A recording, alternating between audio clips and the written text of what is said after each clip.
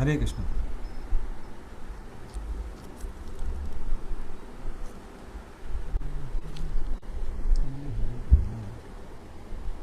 Hare Krishna, bro. Yes, we can hear you, bro. Okay.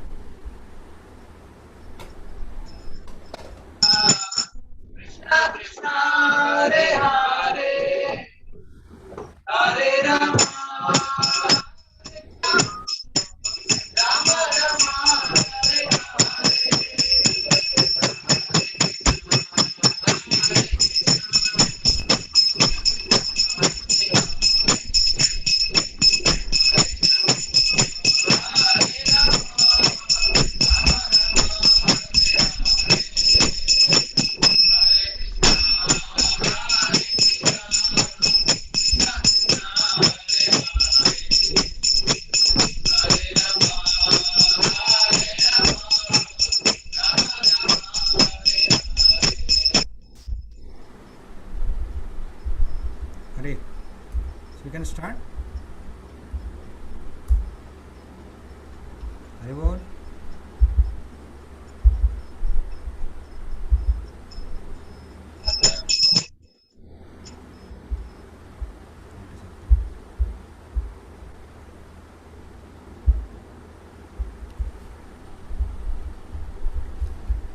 Hare Hare, I'm not able to hear. I don't know what is the reason. Hare Krishna, bro. Is audible? We can start now. Yeah, Prabhu. Yeah, Prabhu. Okay. ओम अज्ञानतिमिरन्धस्य ज्ञानाञ्जनशलाकया चक्षुरुन्मिलितं येन तस्मै श्रीगुरवे नमः। श्रीचैतन्यमनोभीष्टं स्थापितं येन भूतले स्वयं रूपदा मह्यं ददाति स पदान्तिकं। वन्देऽहं श्रीगुरोः श्रीयुतापदकमलं श्रीगुरून् वैष्णवांश्च श्रीरूपं सागरजातं सगना रघुनाथं वितं तं सजीवं साद्वैतं सावधूतं परिजनसहितं कृष्णचैतन्यदेवं श्री राधा कृष्ण पादान सगना ललिता श्री विशाखामितां स नमो विष्णुपादाय कृष्ण पृष्ठा भूतले श्रीमते भक्तिवेदांत स्वामी नामने नमस्ते सरस्वते देवे गौरवाणी प्रचारिणे निर्विशेष शून्यवादी पाशादेस्थाने वाञ्छाकल्पतरुभ्यश्च कृपा सिन्धुभ्यश्च च पतितानां पावनेभ्यो वैष्णवेभ्यो नमो नमः। नमो महावदन्याय कृष्ण प्रेम प्रदायते कृष्णाय कृष्ण चैतन्य नामने गौरतसे नमः। हे कृष्ण करुणा सिंधु दीनबंधु जगतपते गोप्स गोपिका कांता राधा कांता नमस्ते तद कांचन गौरांगी श्री राधे वृंदावनेश्वरी वृषभानुसुते देवी प्रणमामि हरिप्रिये निवासाय नित्य परमात्मने बलभद्र सुभद्राभ्यां जगन्नाथाय ते नमः। जय श्री कृष्ण चैतन्य प्रभु नित्यानंद श्री अद्वैत गदाधर शिवासादि गौर भक्तवृंद। हरे कृष्णा कृष्णा कृष्णा हरे हरे, हरे Ram Ram Ram Hare Hare.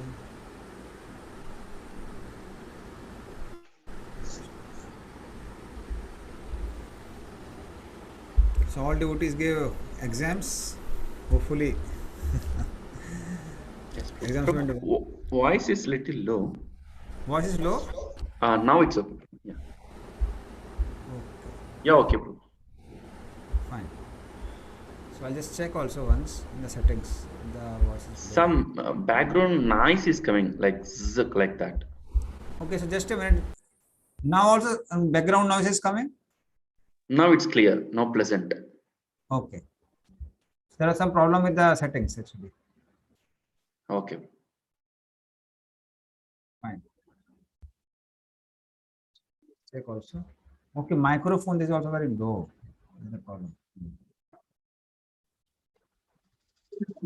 Now sound must be very good. Right. So some settings problem.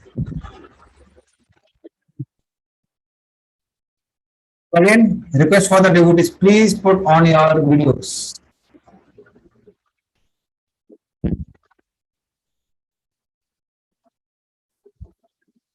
I want to get purified by your.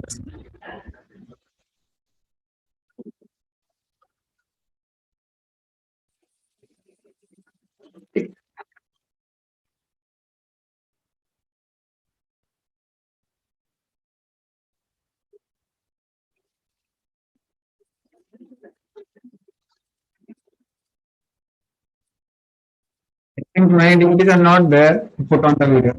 Only the cameras are attending the class.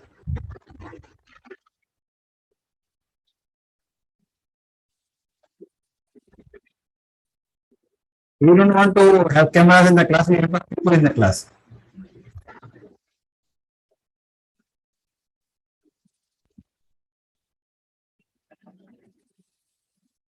Prabhu, your voice pitch is not clear, not sure about others. Voice is loud, that's clear, but pitch is not clear. Pitch is not clear. So just a minute.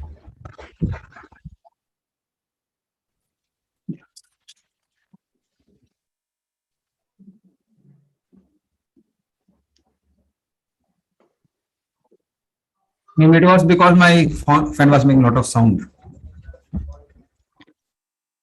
Now what we'll do? We'll just start with our Bhagavad Gita.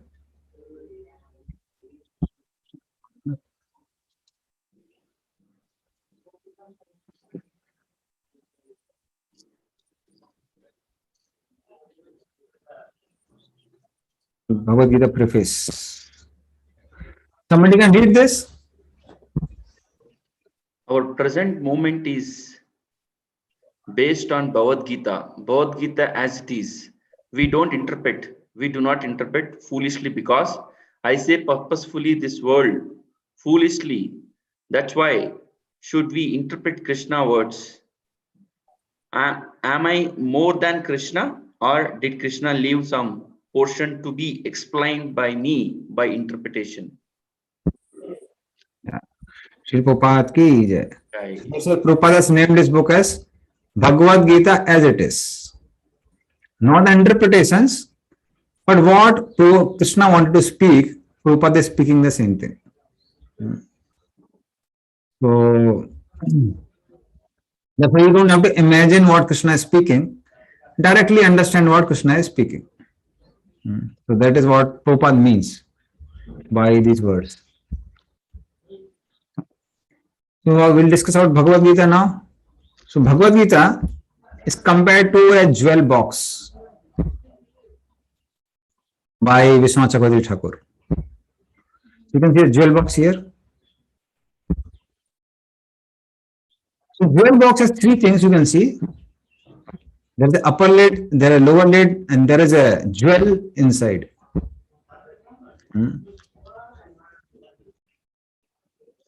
The jewel looks very beautiful,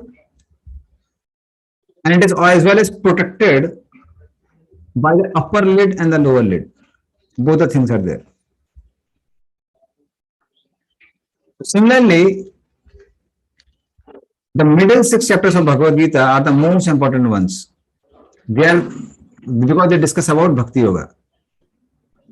First 6 are talk about more of Karma Yoga, last 6 more of Jnana Yoga, and middle 6 about Bhakti Yoga. But when Bhakti Yoga is compared with Karma Yoga and Jnana Yoga, we understand the glory of Bhakti. And that is the reason Krishna has spoken about Karma Yoga and Jnana Yoga also, along with Bhakti Yoga. So the real glory of Bhakti can be highlighted. Also, let us say you have Bhagavad Gita and it is torn. So middle 6 chapters have to be preserved. Middle pages will be the last ones to go off. And that is another reason why Krishna puts middle 6 chapters or Bhakti Yoga in middle 6 chapters. That is the reason. So that is why this Bhagavad Gita is compared to jewel box. The analogy given by Krishna Chaitanya. Haribol?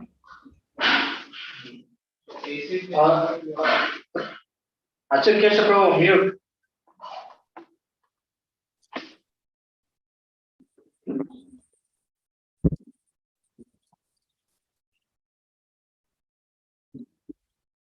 One more thing, you can just see there are many devotees whose videos are not on. Be sure that they are attending the class. Only then their attendance will be counted. We don't count attendance of cameras, only devotees. Hare Krishna Prabhu, sorry, some network issue Prabhu here actually, that's why. And that's okay. So whenever there is something, you can just inform Vinimada Prabhu. Yes, Prabhu, okay. So let him know.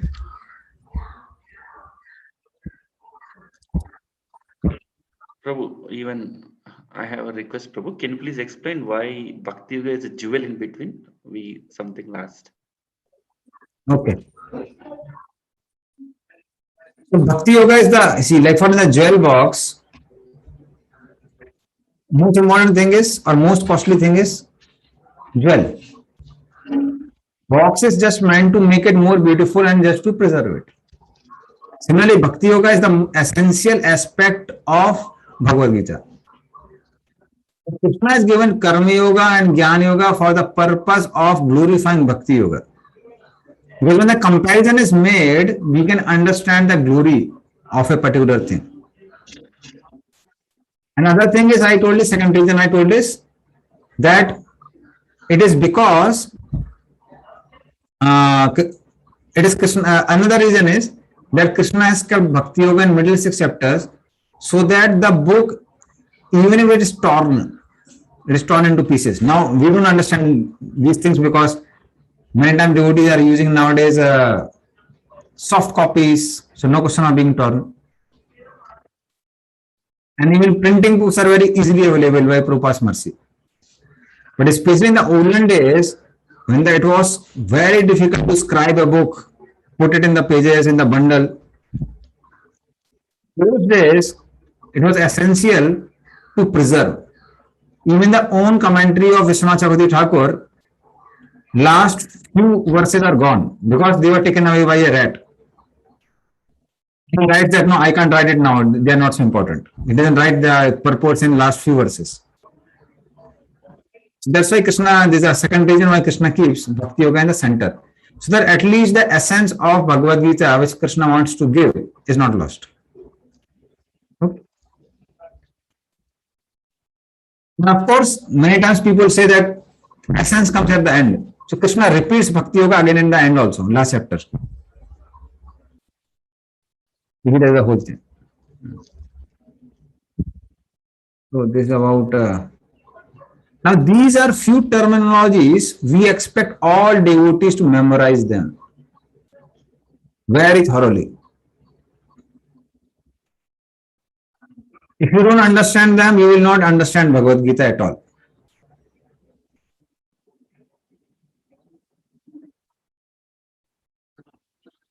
So devotees can note them down or whatever you want, take a snapshot, but memorize it thoroughly, by hearted.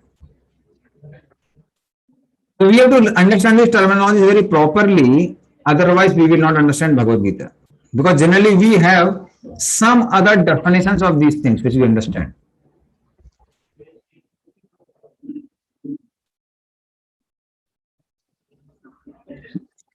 So first terminology is Sakam.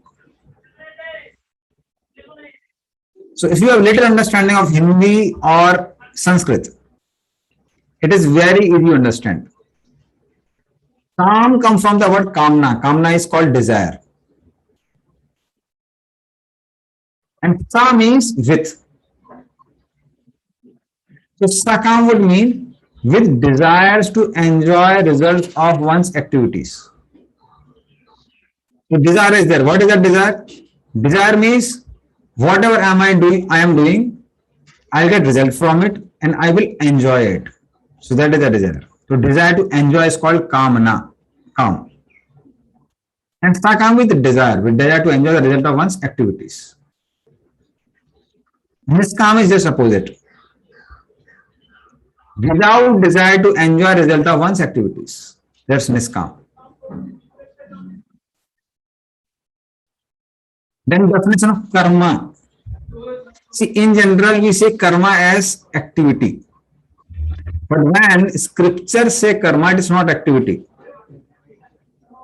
It means activities prescribed by the scriptures as per one's varnasam dharma. Why I have highlighted varnasam dharma here? Because each varna has different duty. Like, violence is condemned for a Brahmana, but it is necessary for a Kshatriya. So Varnasam duties are different for different people. and that is why results are also different. Results are not same.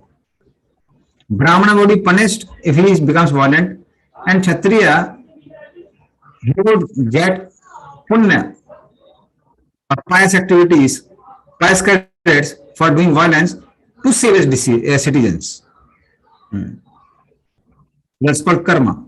So karma means activities prescribed by scriptures or varnashram duties. Fourth terminology which you have to understand is yoga. Now those who are Hindi speaking people, they know yoga means addition plus. That's called yoga. I don't know what Telugu also same only. Any other bro? No, but Telugu is not like that. Actually, one thing is Hindi has a lot of words similar to Sanskrit. So yoga means addition plus. Yoga means what is that plus? What is that addition? That is addition of one's consciousness with the Supreme Lord. So linking one's consciousness with the Supreme Lord. Now he may be Brahman, Paramatma, Bhagavan, whatever. But that linking is called process called yoga. So that's the meaning of yoga. Again, see why we have to memorize these statements, because in general when we say yoga, people remember Ramdev Baba, no, breathing in, breathing out. That's general notion which we have. When we are reading Bhagavad Gita, we have to see Bhagavad Gita from these definitions. Like in NY also we learned. Mauna means, what is the meaning of Mauna? According to NY. Silent. Speaking about only Krishna. Speaking of Krishna, it's not silence. Speaking Krishna Katha and Krishna Naam, that is called Mauna. Definitions have to be understood for a book. So that's yoga. Similarly, jnana. Now, jnana is not knowledge, just knowledge. It's process of empirical speculation based on Vedic scriptures. That means basically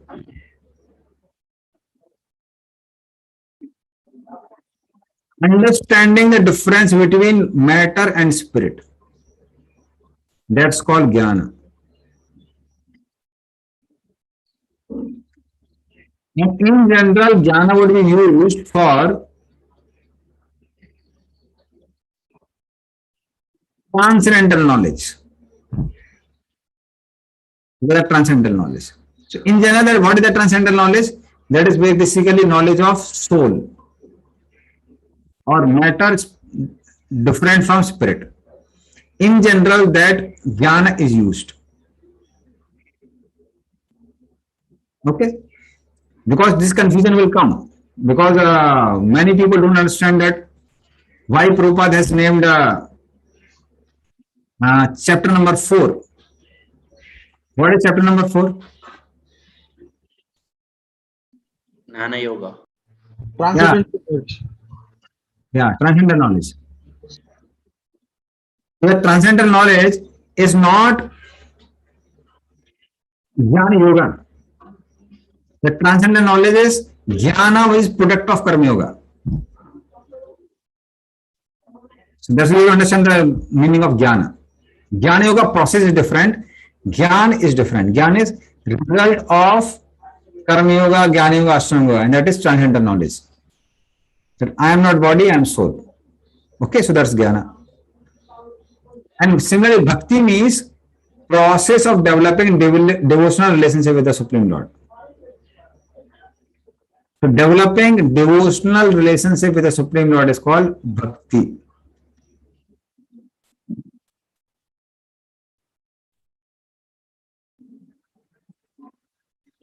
Okay.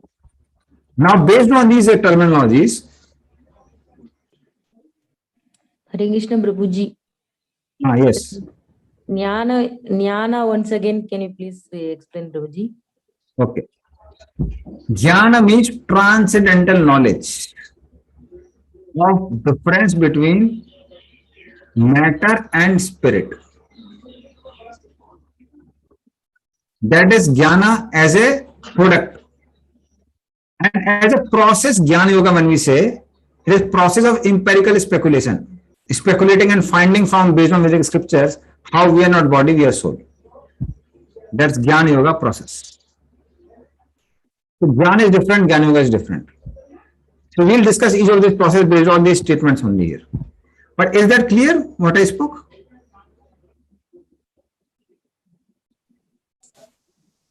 Hare Krishna, Prabhuji. Yes. Prabhuji, in karma, each and every devotee should accept some varna, Prabhu. So how he can accept and do his activities, Prabhu? So there is further question, but your question may be, does every devotee have some varna? Grahasthas have varna and brahmacharis have ashram. So 4 ashram, brahmachari, grahastha, vanprastha, sannyas. Among them, brahmacharis have no varna, vanprastha have no varna, sannyasi have no varna. But there are 4 categories. There are different categories of brahmacharis also, vanprastha also, sannyasi also. But only grahasthas have varna. And each grahastha has a varna. Whether he knows it, he doesn't know it. You are a brahmana. If you are dealing with Patan Patan Yajan, learning, teaching, learning deity worship and yajna, teaching others, accepting charity and giving charity. If somebody is in administrative services, even doing administration, making rules, regulations, policies for the citizens, governing them, then he is Kshatriya. And he earns by taxes.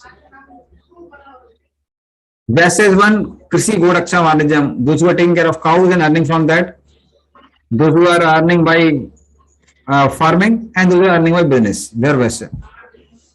And the salaried class of people who take salary from others, they come in the category of Sudras. Very simple definition, not very difficult.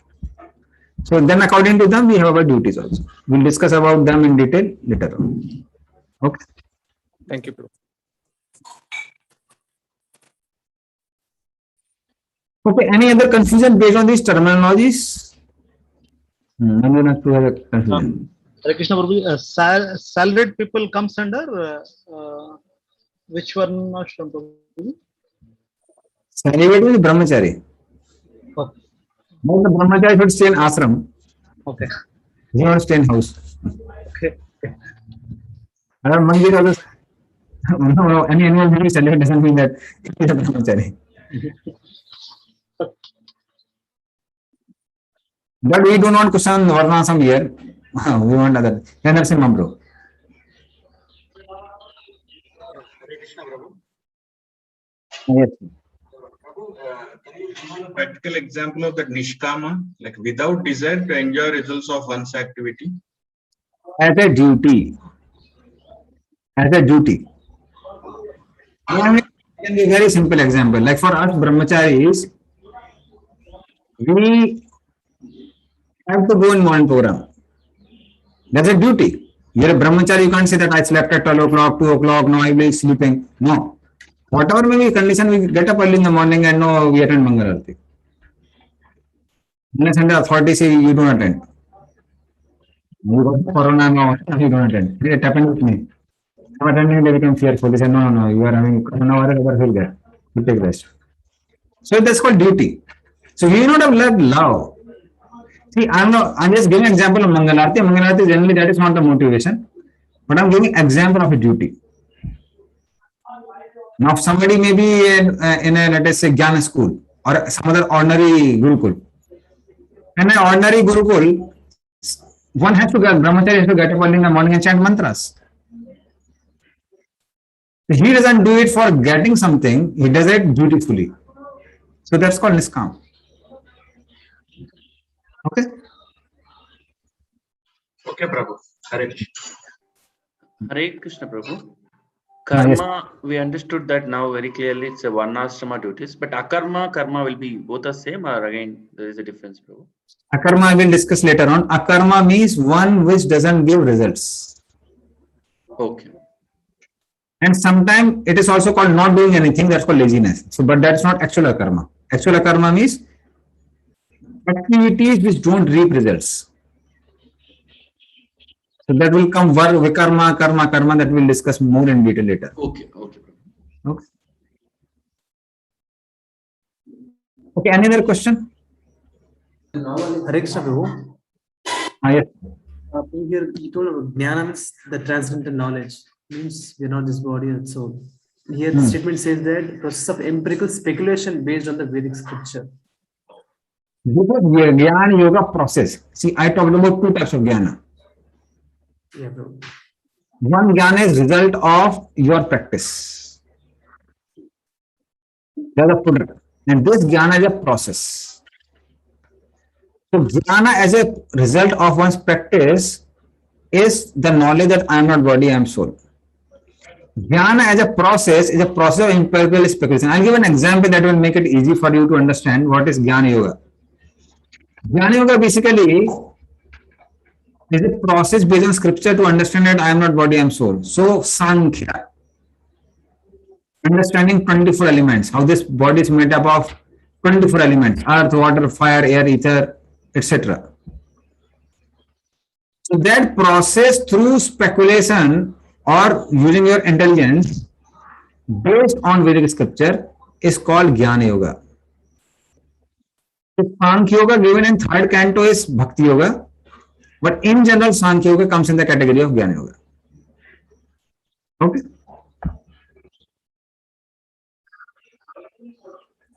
Okay, Narasimham Prabhu. Hare Krishna Prabhu. Prabhu, just on this, so whenever this word speculation comes, so that means that it might not be correct, it might be correct. So that means it is not fully like, it's not like perfect, like, so is my understanding correct, Prabhu? Speculation generally means the activity of the mind is called speculation. Pure empirical speculation based on Vedic scripture means it has to be in line with Vedic scriptures, not just speculating. So there is a speculation involved in each and everything. Like even when you are trying to understand what I am speaking, that is also speculation in one sense. When you are using your faculty of intelligence or mind, you are using that. But when it is based on Vedic scripture, that is bona fide. That's bona fide. You may not get the conclusion immediately, but at least you don't go astray from Vedic understanding. When your beginning and the end conclusion is based on scripture, the way in between is definitely you can call it or the any events involved are according to scripture, then you can speculate. That's called philosophical speculation. And when we are saying empirical means based on basic units. Like empirical formula, derived formula in chemistry. Right? Yes, Prabhu. Yeah. So similarly, when we are saying empirical here means based on basic elements. Basic elements like body is made of 24 basic elements: earth, water, fire, air, ether, mind, intelligence, ego, chitta, etc. So based on that, they speculate how the functionalities happen. So that's called basic. Okay. Okay, Prabhu. Hare Krishna.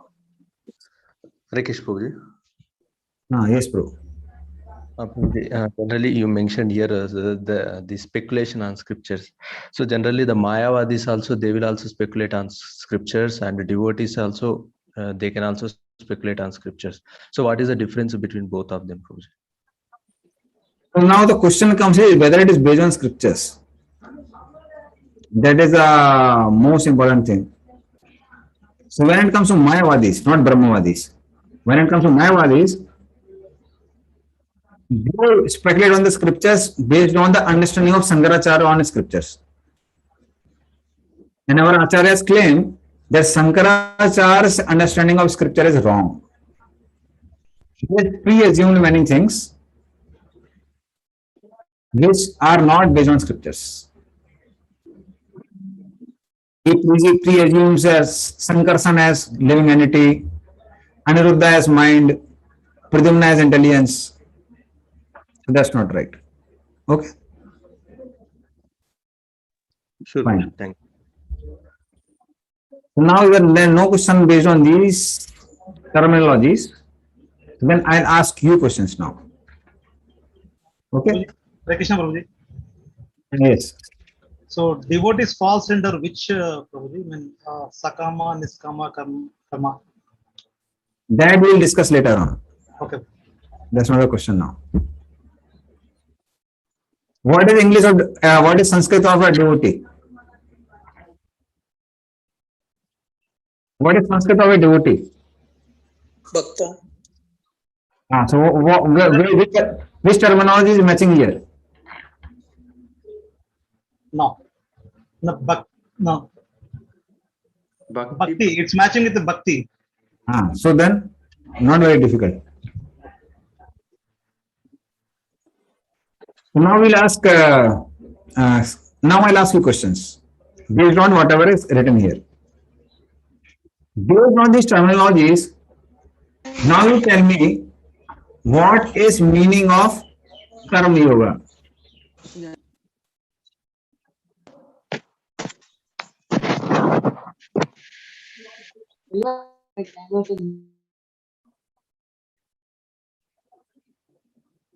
Based on this terminology, tell me the meaning of Karma Yoga.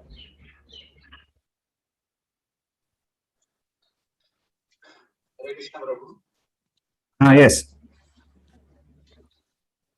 So like from the slide, if you see, like when you combine the karma and yoga process, so normal karma will be activities prescribed by scriptures, varnashram duties, but when it is linked, when we link that with consciousness with the Supreme Lord, then that becomes karma yoga. Yeah. So can you quote it in one line? Activities. Shall I? Okay. Yeah. Yeah, Prabhu. Kalyan Prabhu, carry on. Yeah. Activities performing for the pleasure of Supreme Lord Prabhu. No. Hare No. Krishna Prabhu. Yes. So, Karma Yoga means act according to the what Scripture says. According to that, that is the Karma Yoga. There is not philosophical speculation. We are not linking both the statements. First, everyone is still in line with the what is written here. But I wanted one line in concise. Karma Yoga is Bhakti Yoga. Yeah. This is super speculation. Hare Krishna Prabhu. Karma Yoga explains us to come near to God by following this actions mentioned in the Karma scriptures. Okay. I tell you. Yeah. One more attempt. Yes.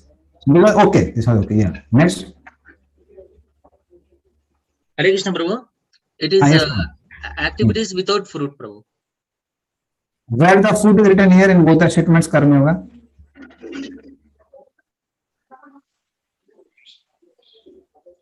Nowhere it is written. See, just by understanding these two words, the definition you can take out. Linking one's consciousness with the Supreme Lord through the activities prescribed by the scriptures is called Karma Yoga. So goal is what is goal? Goal is I want to link my consciousness with that Supreme. I may not know who is that Supreme. It may be Brahman, Paramatma, Bhagwan, whoever. But I am linking my consciousness with that Supreme through the activities prescribed in the scriptures. That's called Karma Yoga. Is it clear now? Guruji, once again, please. Okay. Linking one's activities with the Supreme Lord through activities prescribed in the scriptures or varnashram duties. That is called Karma Yoga. That means goal is to link one's consciousness with the Supreme Lord. But what I do for that is I perform the activities prescribed by scriptures or I perform varnashram duties. Okay? We might not know who is the Supreme Lord, but yes, whomever we speculate on, we start with that. Yeah. One may not know Supreme Lord but one is trying to understand the Supreme Lord through scriptures. That may be Brahman, Paramatma, or Bhagwan. Okay? Okay, Prabhu. Yeah. Now, based on this statement, now you tell me definition of Sakam Karma Yoga.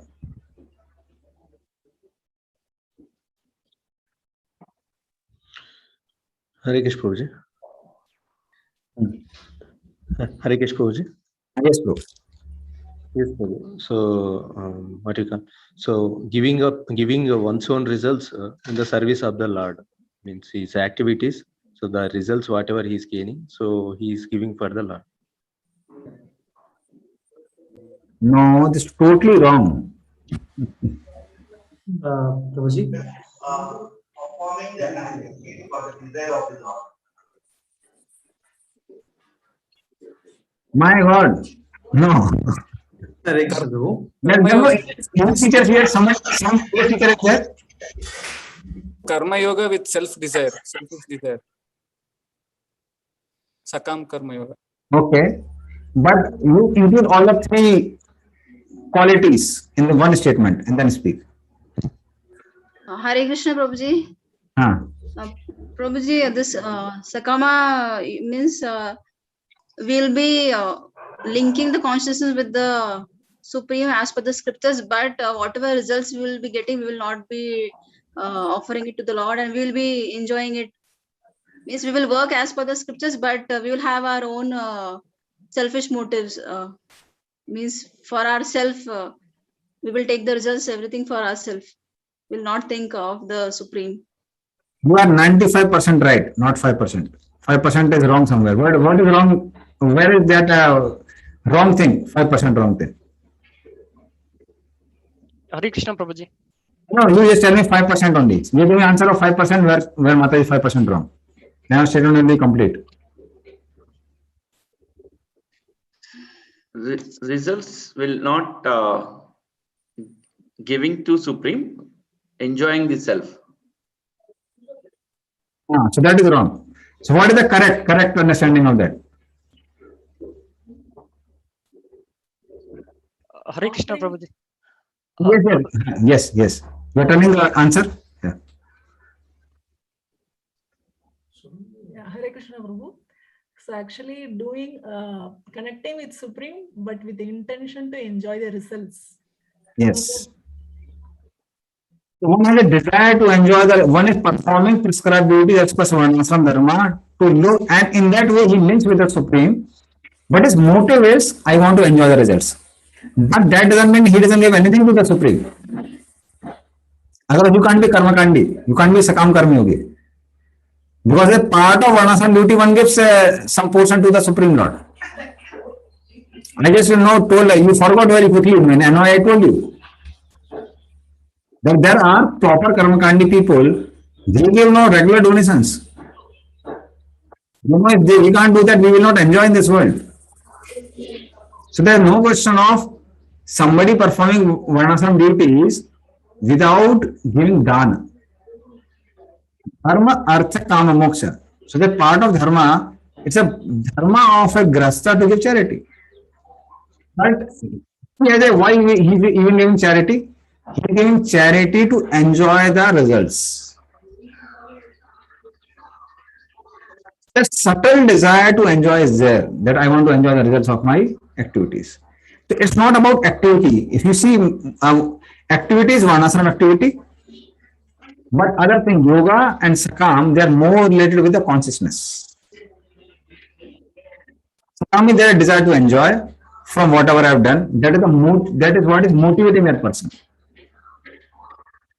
So when a person is motivated to work, but he works according to Varnashram, but while he does that, he directly or indirectly links with the Supreme Lord.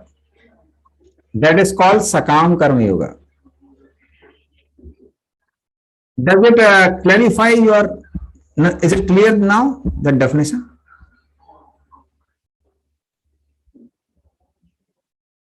Prabhu, can you just phrase it collectively, Prabhu? Sakama Karma Yoga. Okay. Person's motive is to enjoy, but for enjoyment he takes shelter of karma, varnas and duties. But through that, one links one's consciousness with the Supreme Lord directly or indirectly.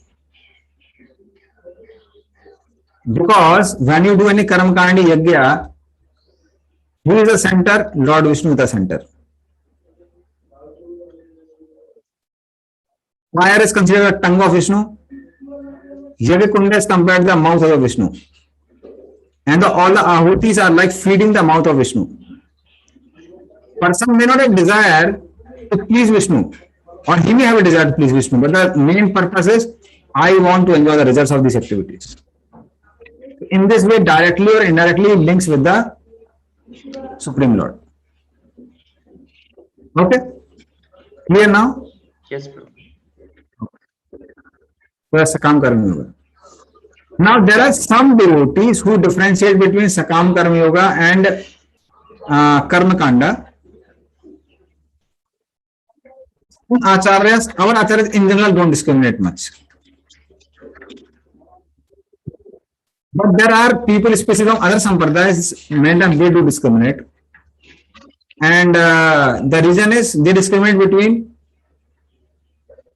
linking with the consciousness with the Supreme Lord and linking it via medium of demigods. When linking it directly through the Supreme Lord, that they so call it Sakam Karma Yoga, and through the medium of demigods, they call it Karma Kanda. That means they don't know. They think they are pleasing Indra, Chandra, Vayu, Varun. But they don't know that Indra, Chandra, Vayu, Varun are parts of Lord Vishnu. So then they call it as Karma Kanda. But when Lord Vishnu is center, you are aware of that, then it will come as Sakam Karma Yoga. So that is how they discriminate. But our Acharya say that both are same, because ultimately even demigods are part and parcel of Supreme Lord. Okay. Prabhu, even they don't know who is Supreme Lord. Okay. And they may not know Supreme Lord, they may know it is Brahman. But they at least know that these are demigods are part and parcel of Supreme. Then you can call it Sakam Karma Yoga as per definition of other sampradayas. But our Acharya said same. Okay. Risika Pushpa Prabhu. You have a hand raised?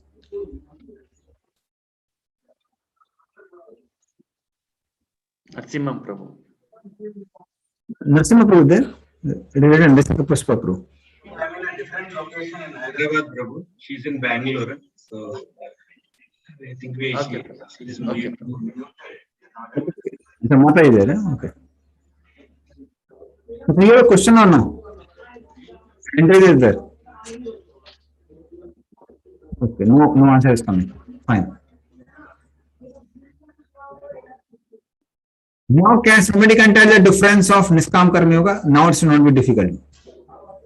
If you do a mistake now, means big mistake.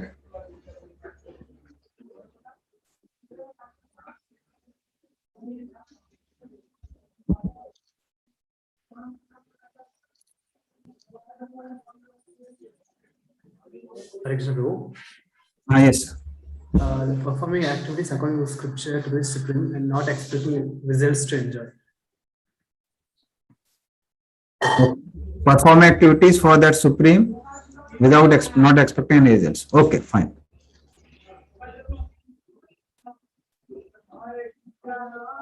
Okay, now you can ask Risik Pushpa Mataji. You had an issue with speaker. Yeah.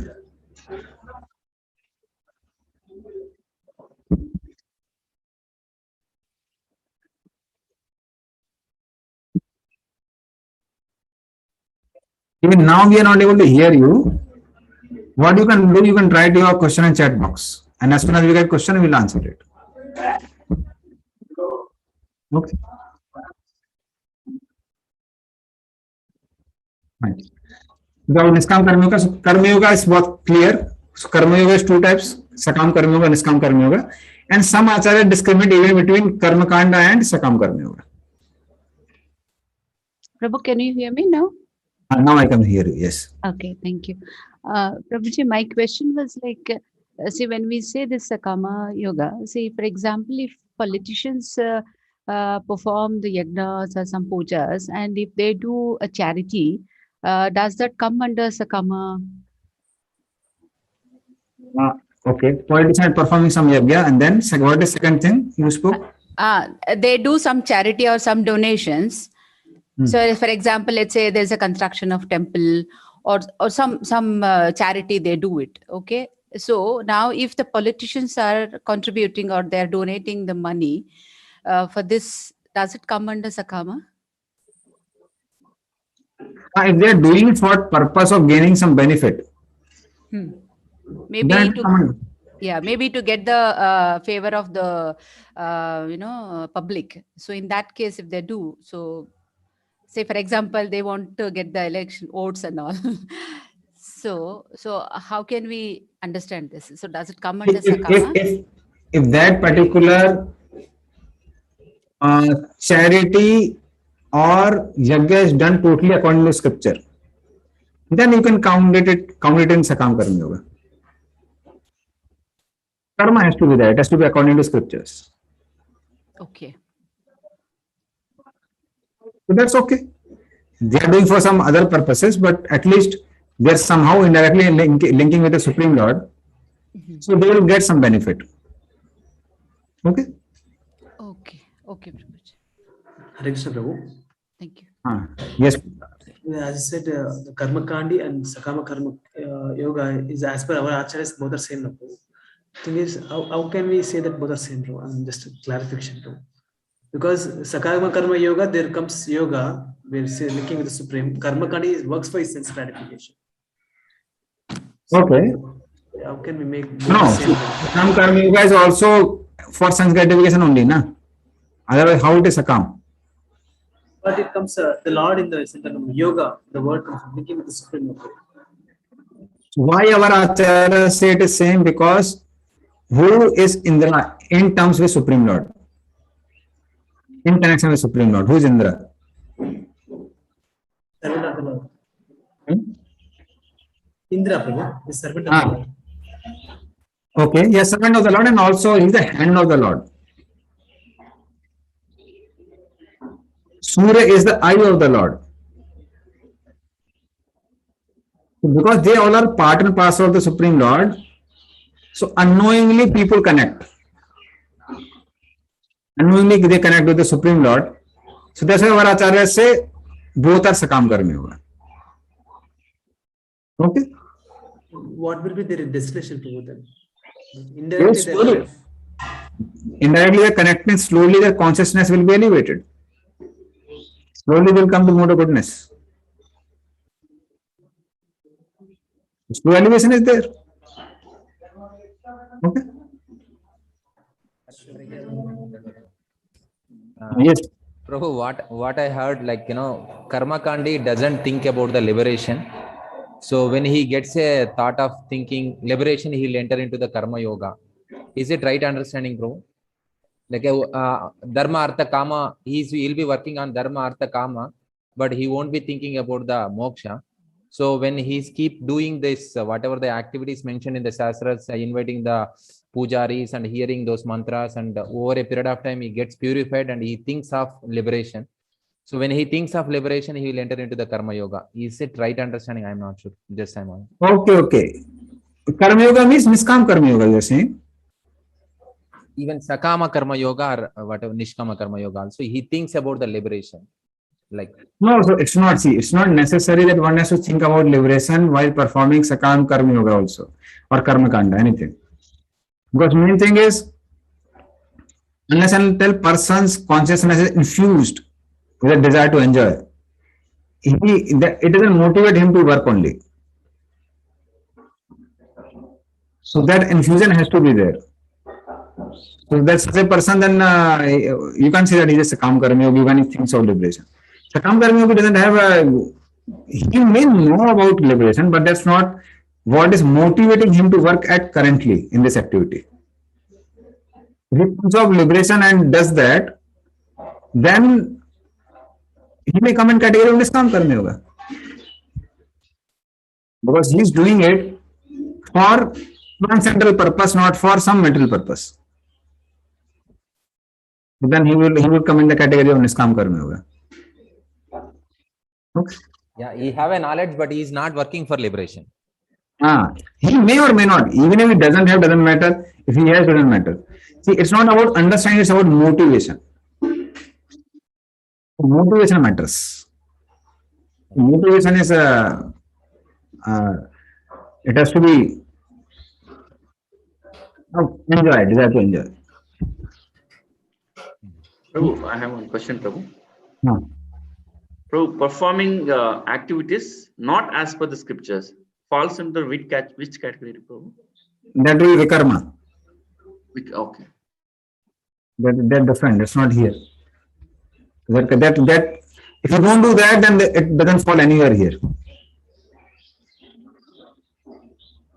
Okay, Narasimha Prabhu. Hare Krishna, Prabhu. Prabhu, like the ultimate goal of all the devotees will be okay, to serve the Lord, and we say that okay, Goloka Vrindavan is very, very high at the top level. So that is the ultimate destination. I understood your question. Your question will be answered later on, not now. Oh, okay, Prabhu. So you are trying to understand. You are understanding whole Bhagavad Gita in one slide. I was connecting that with Nishkama. Does Nishkama? Understood. Okay. So that we will learn later on. I am just talking about basics here. Okay. The whole Bhagavad Gita is about it. Okay, Anupam Mukunda Prabhu. Prabhuji, Hare Krishna Prabhuji. So, if in this any activities, Sakama, Nishkama, are so if they is not connecting to yoga, so means generally who is not linking their consciousness, so then we can call them as a Sakama Karmis or Nishkama Karmis. Is it like the Prabhuji? As soon as you say karma, yoga comes in picture. Because as soon as you come in a Vedic umbrella, there is the elevation. There is no question of that. Our Acharya sometimes says Asuri Varnasram. But actually speaking, Asuri Varnasram means basically you are just following the rules of Varnasram without actually following Varnasram. So that's in one sense not a Varnasram. Okay. Okay, Prabhuji. Thank you. Okay, Manjunath. Hare Krishna Prabhuji. Here, yoga means linking one's consciousness with the Supreme Lord. So, just to correct my understanding. So, outside, people go for yoga practices and everything. There, they'll just learn the exercises by exercises, whatever thing, but they are not really get the benefit of yoga, right, Prabhuji? This question for future, not now. Okay. I'm just asking a basic definition of somebody else's question. Fine. Now I think that is over. Now Jnana Yoga, based on this particular definition, what is the meaning of Jnana Yoga?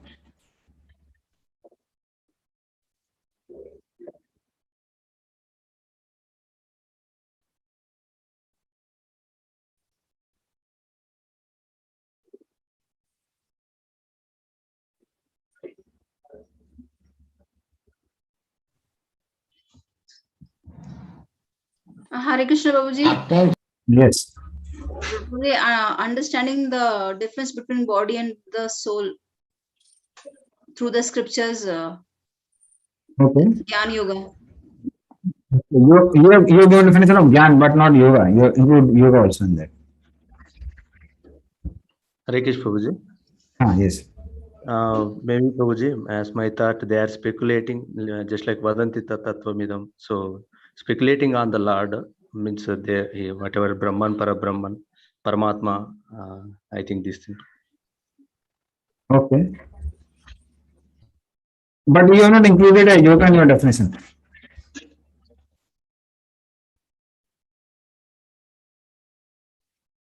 Hare Krishna Prabhu. They are speculating based on the scriptures in order to understand the Supreme. Yeah.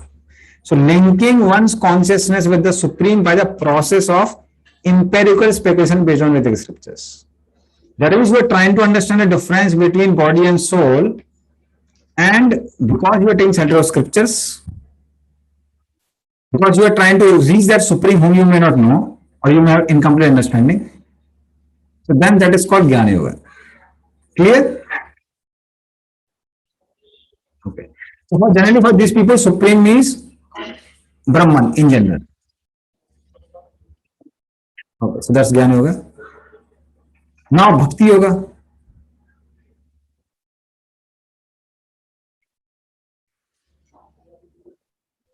Linking one's consciousness in performing the devotion service, linking to the Supreme Lord, Prabhuji. Okay, so that's also good definition. So linking one's consciousness with the Supreme Lord by the process of devotional service. Devotional service means it is based on devotional relationship with the Supreme. I want to reestablish my relationship with the Supreme Lord. When that motive is there, very clear, that Supreme Lord, because you can't make a relationship with Brahman, it has to be a person. So when you know that I want to reestablish my relationship with personality of Godhead, and for that we perform the devotional processes. That is called Bhakti Yoga. Clear now? So that is how Bhakti Yoga is pretty different from Karma Yoga. The motive is very clear. I want to establish my relation with the Supreme Lord. One is working on reviving the relationship. So that motive has to be very clear. Huh? What happened?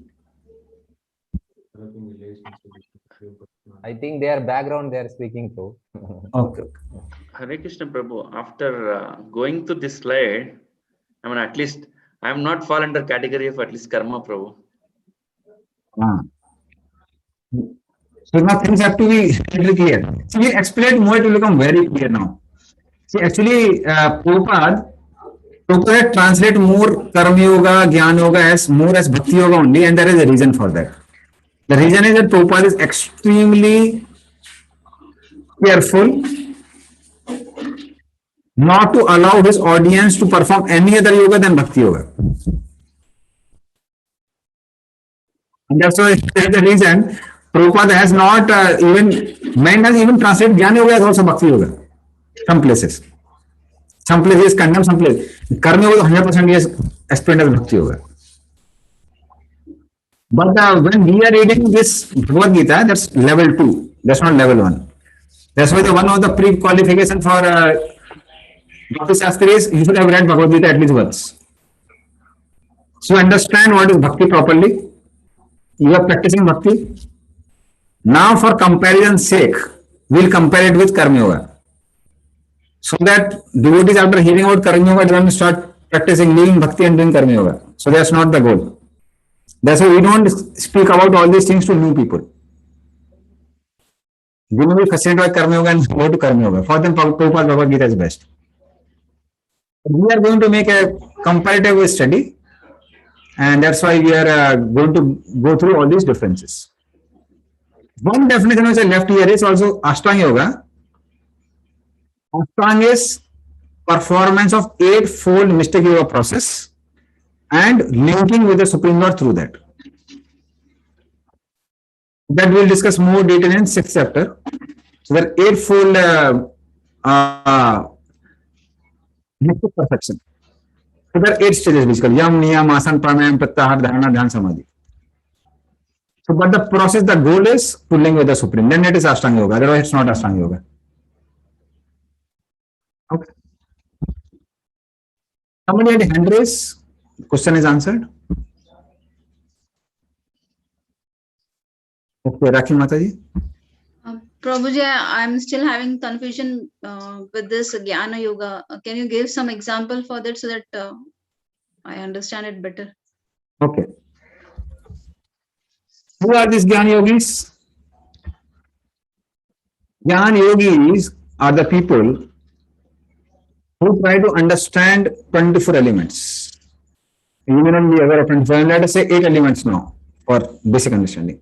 Earth, water, fire, air, ether, mind, intelligence, ego. Where is it given? It is given in scriptures. By that we understand, they try to understand how I am different from, I am spirit, and I am different from these 8 elements. How they will speculate now? They will try to find, oh, all solid part of my body are made up of earth. I am not this earth. All the liquids in my body are made up of water. I am not this water. All the heat in this body is fire, coming from fire. I am not fire element also. All the air, 10 types of airs in my body, I am different from that. I am not that air.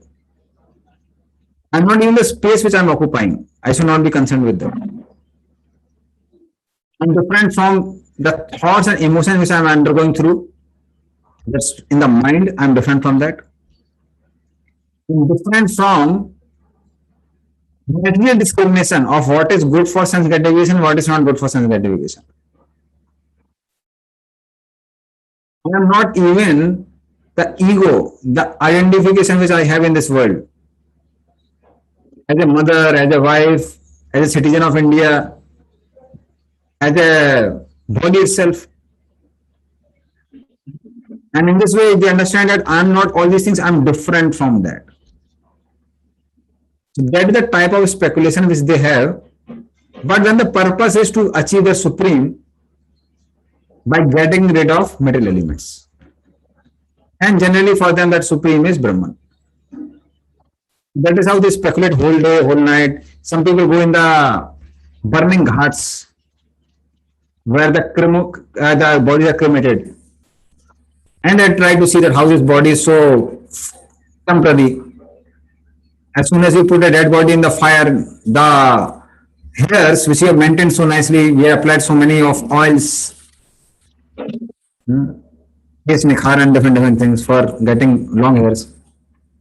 Brahmadai don't apply, but for grastas. So they are burnt immediately. We applied so many creams, fair and lovely, fair and handsome. Skin is burned immediately. We have gone to gym and made some other body. But then the fat immediately burns. And even the muscles burn. We have ate so many pills for having a strong bones. Calcium, this tablet. But I am different from that. These all things are temporary. In this way, that is their speculation and meditation. Okay, that answer the question, Mataji? Yes, Prabhu. Okay. So, means these Jnana yogis means for them the supreme is only Brahman, not Krishna. No. No, what if whatever you told, if I understand in that way, but I consider Krishna as the supreme, so then I will come in Bhakti yogis. Obviously. So I mean, so only this Brahman is the only thing that is the difference between the Bhakti yogis and the Jnana yogis. Because even Bhakti yogis, they also take all the knowledge. We also process is also different. Process is different. How many times we have our devotees had a camp in? We had some festival or camp in crematorium. Devotees have taken you to crematorium for having some camp there. Let us meditate on the burning bodies. Did we have some camp there? No. That is not Jnana Yoga camp, not is Bhakti Yoga camp. When we Bhakti Yoga camp or festivals or yatras, we go to some holy place and we chant and dance. So our process it is not meditating on these bodies. That's why we don't come in the category of Jnana. So the process is different, not just goal. Okay. Okay, Prabhuji.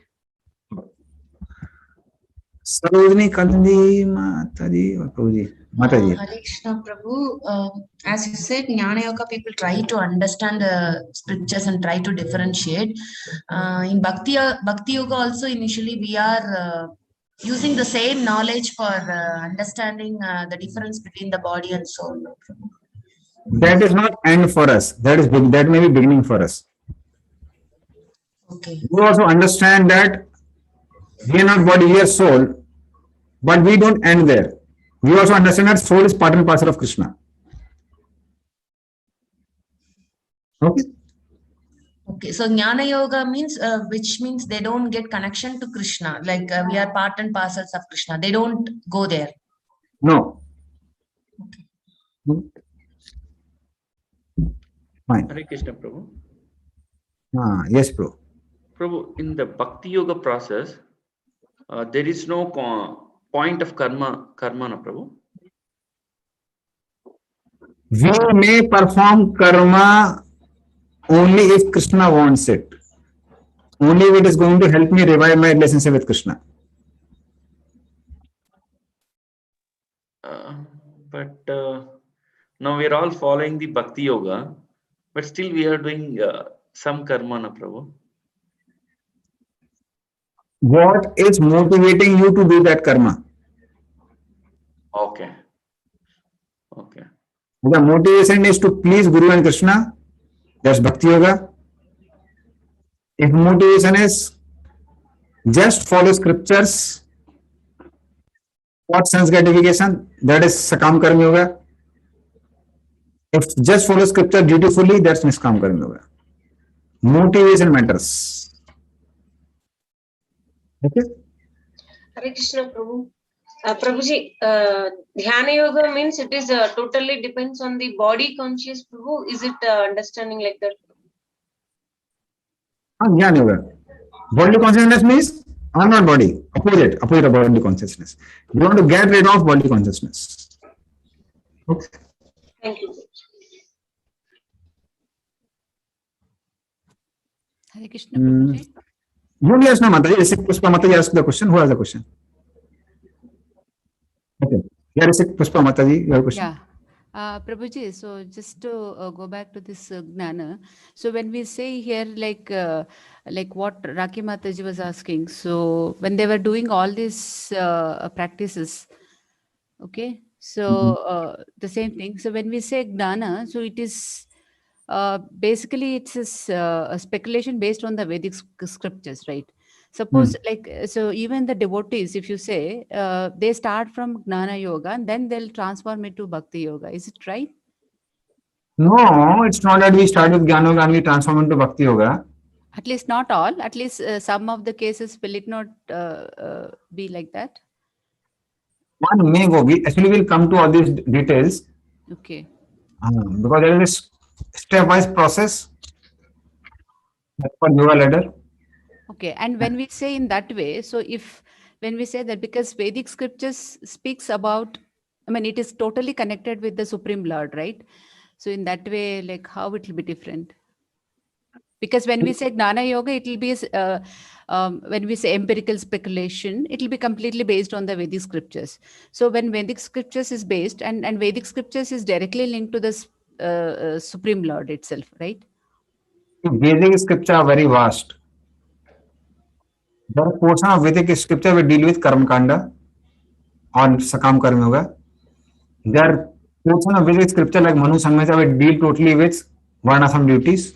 There portion of Vedic scripture will deal only with 24 elements, Sankhya Yoga. That's called Jnana Yoga section. And the portion of the Vedic scriptures like Bhagavatam and Bhagavad Gita, they talk about Krishna. So they are Bhakti scriptures. Okay, so when we say, so Vedic scriptures, especially on Bhagavad Gita, are connected with the Lord Krishna. So then we have to understand it like that, right, Prabhuji? That is Bhakti Yoga. Yeah. Reading Bhagavatam is Bhakti Yoga. Reading Bhagavad Gita, given by our acharyas, is Bhakti Yoga. Yeah, yeah, clear, Prabhuji. Thanks. Okay, some other question? If not, then we'll go ahead. Hare Krishna Prabhu. Prabhu, linking with the Supreme Lord, we are calling as a yoga, right? So in case those who don't link with the Supreme Lord, do you have any word, Prabhu, Sanskrit word? Then that is ayoga. Prabhu, ayora. Ayoga means you're not linking only. Right, Prabhu. Okay. See, unless until you are concerned with Supreme Lord, then never is question of yoga.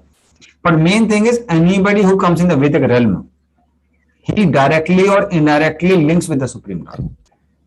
Okay. That we have to understand. Even those who may not know Supreme Lord, but they are worshipping demigods, those demigods are the part and parcel of Supreme Lord, they are linking with the Supreme Lord. Ordinary people who don't link with the Supreme Lord, there is no question of yoga. Yes, Prabhu. Okay. Very good. Who comes below the karma kandis?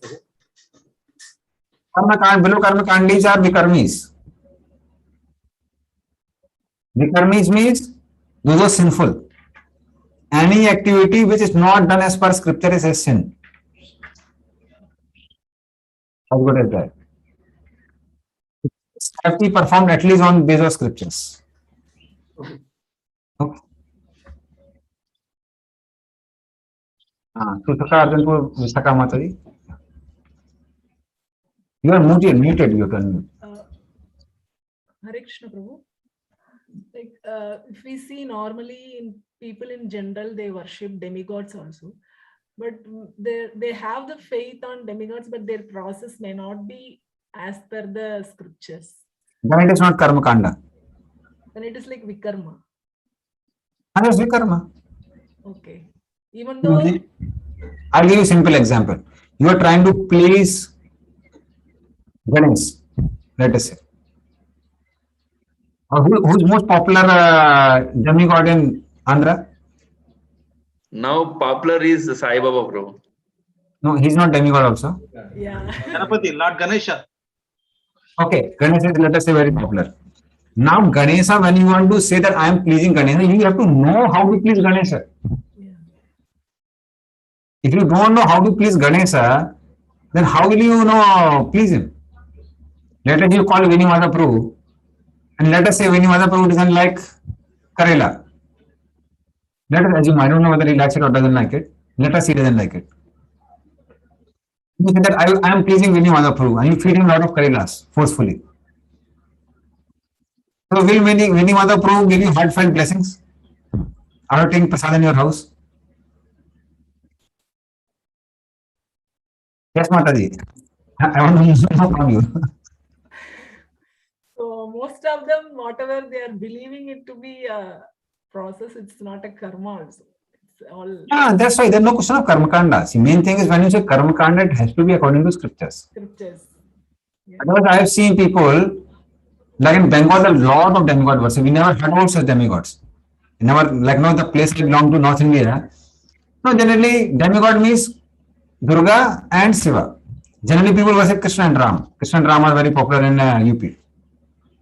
But fine, sometimes once in a year you have the worship Durga or Shiva on Shivaratri. But here we have Vishwakarma also. First time I saw him. But how they worship is, they'll put their whole DJ. There is some sort of process initially. Then they put on heavy DJ and they smoke in front of smoke and drink in front of Vishwakarma. How it can be pleasing for Vishwakarma? He would be cursing them if he really appears. So that's why there's no question of pleasing a person unless until you know how to please that person. Like so many people in India, they worship Lakshmi Ganesh. Lakshmi Ganesh can be worshipped only on one day. Lakshmi Ganesh can be worshipped only on the day of Diwali. When North Indians worship. Because Ganesh is going to give you auspiciousness and Lakshmi is going to give you money. That's all. So they come together to bless all of you only on one day. On the Karma Kanda process. It's not a regular worship. Regularly Lakshmi stays with Narayan only. She doesn't stay with Ganesh. She may come with her son Ganesh or she may stay with her son Ganesh only once in a year. That's all. Because Ganesh has a mental body. Lakshmi doesn't have a mental body. There's many times people they concoct a lot of things and do. So things have to be as per scriptures. They can't be whimsical. Whimsical worship is not karma kanda. It may be some entertainment for you. That's all. That can't be called karma kanda. Okay. That means sense gratification in name of demigod. Upadevata? Upadevata? What is Upadevata? Demigod, Prabhuji. Demigod means Devata, Upadevata, all of them. Okay. Whether Devata, Upadevata, we have to worship them according to scriptures. Your question was what is the Sanskrit meaning of demigod, right, Prabhuji? No. I think your network problem. Okay. Hare Krishna Prabhu. Yes. Mother Lakshmi comes under what category? Demigods? No, she's considered of Vishnu. She's a mother. She's like expression of Radharani. She doesn't come in the category of what do you say, demigod, but she may take the role of demigod once in a year. Similarly, Lord Vishnu may also sometimes take the role of demigod. Like once in a year, some people perform this Satyanarayan Puja. Fine, he may take that role. But he is actually Supreme Lord. So similarly, Lakshmi is also Supreme Lord.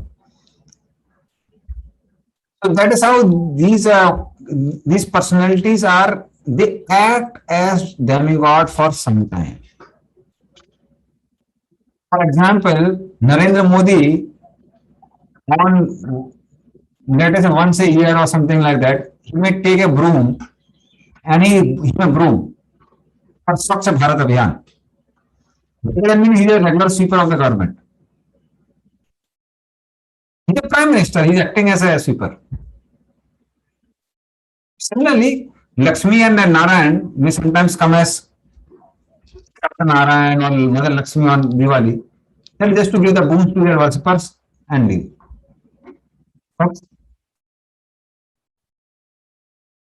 Okay, Narasimha Prabhu. Hare Krishna Prabhuji. Okay, yes, Mataji.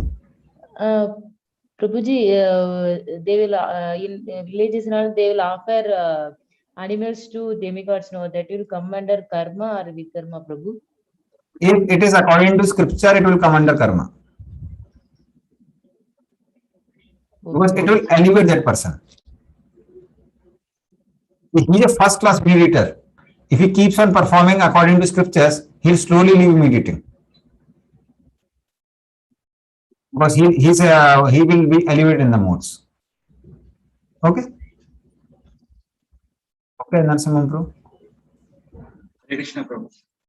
Prabhu, this nowadays, as Kalyan Prabhu was also mentioning, so this Sai Baba is there, Prabhu. So people like they are changing, even means they worship them, they might be getting some material benefits or not, but a lot of people they go and pray and worship this, and they are even changing the natural like Suprabhatam and all in tunes with the Sai Baba. So these in nowhere in the scriptures they are mentioned that these people means these are gods, but people are believing in that way, Prabhu.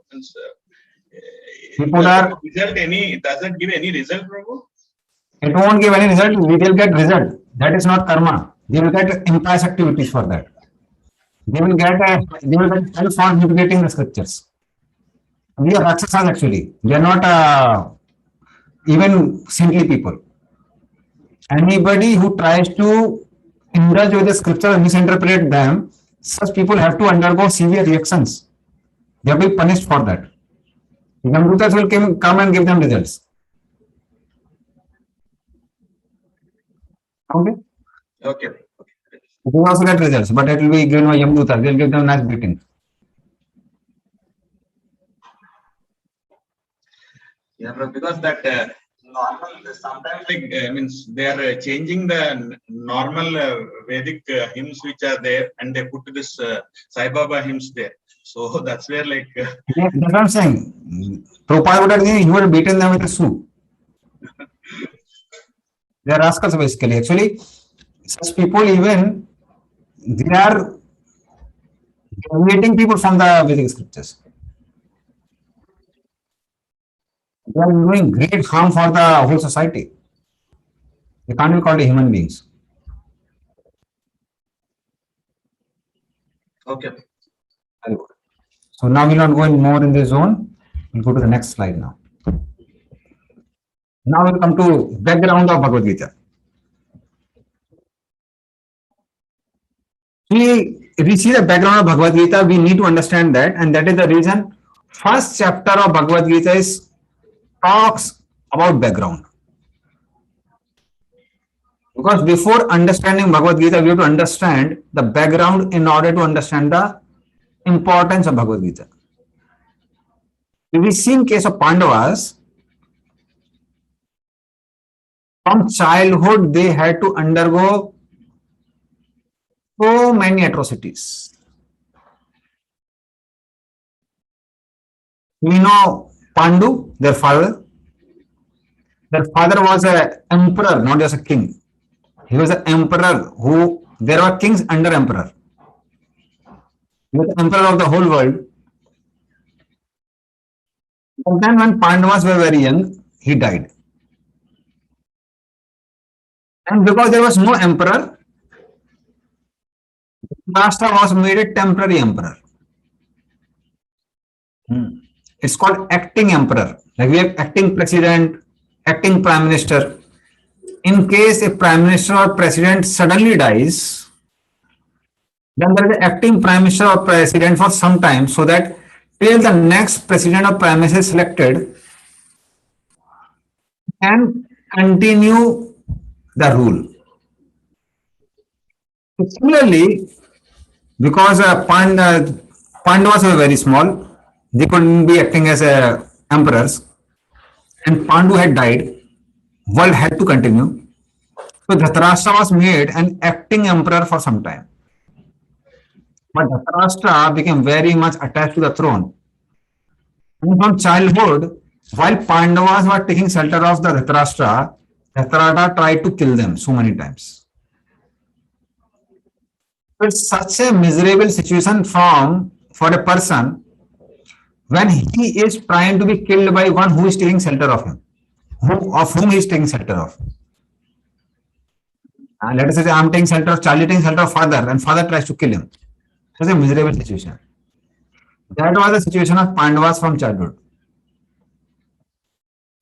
What not happened with them? Indraprastha. So from childhood, Bhima was poisoned. They tried to be burned in the Lakshagriha. Then they were given, when they grew up and they said that you want kingdom. So they were not given meet the emperor. Yudhishthira was not meet the emperor. He was given Indraprastha, which is practically a barren land. It was more like a desert. But by presence of Krishna, Arjuna burned this Khandoprastha forest. And because of that Maya Danav, because he forgave Maya Danav. But the mercy of Maya Danav and the Agni who wanted to consume the forest. Because of their mercy, Indraprastha became very opulent. When they saw that Indraprastha has become so opulent, Duryodhana and party couldn't stop not being burnt in envy. They cheated them in the gambling match. And according to Kshatriya code, if somebody is called for a war and called for a gambling match, he can't refuse. And they knew that Yudhishthira was pretty weak in terms of gambling. They cheated him and they were exiled. Pandavas were exiled. And even in the exile, they were tried to be first defamed. Duryodhana and party along with Karna went to show their opulence to the Pandavas. And then they were punished by Gandharvas. And again, when they were there in Virat this 1 year of Agyatwas. People tried to be killed. Duryodhana came with the whole army along with Karna and all the people to defeat or kill Pandavas. But somehow Arjuna, who had so much power, single-handedly defeated all the Kaurava army in Virat Yuddha. Karna and all the people were defeated in one go. And despite that, Pandavas were ready to forgive them for all the atrocities. Because we are Kshatriyas, we don't want a war, we don't want to kill so many people. Please give us 5 villages to rule. We are Kshatriyas, we need some kingdom to rule. Duryodhana said, what to say of 5 villages? I won't give you land equal to the area of a needle point. The point of a needle is so small. He said, I won't give that much land also. That is the time they had to raise a war. And Pandava didn't want a war. Who wanted a war? Krishna wanted a war.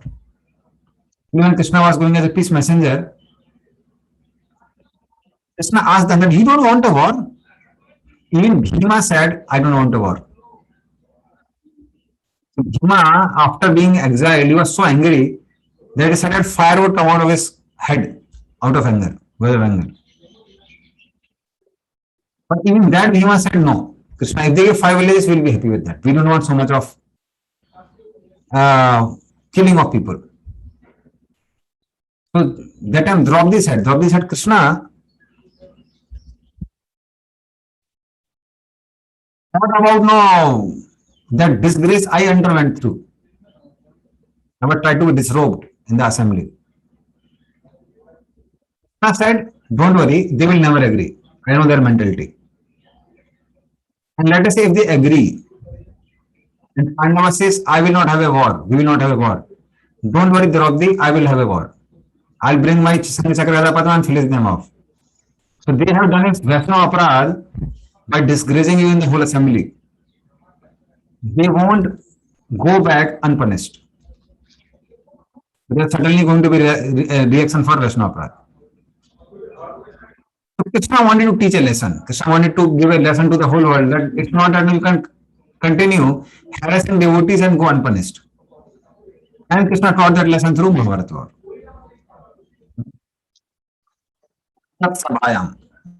So that's the whole background of Bhagavad Gita.